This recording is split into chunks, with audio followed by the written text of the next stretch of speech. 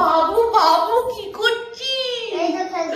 আর বলিস না, কাল রাত্রের বেলা না আমাদের বাড়িতে ভূত আইছিল।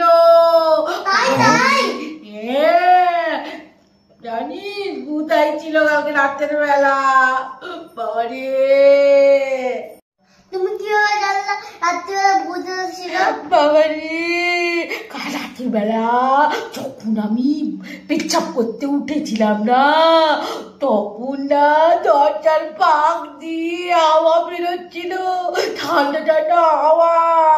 বাবারে ঠিক আমার আরে মাথা মোটা, ওটা কাশি তো পুড়ে গেছে, তোর মাথা এসি লাগালো না, ওই হাওয়াটা ফুটো দিয়ে বেরাচ্ছিল। ওটাই এসি হাওয়া। আমি ভাবলাম শুধু ভূত আইছিল। রাগ গিয়ে বলছি তো।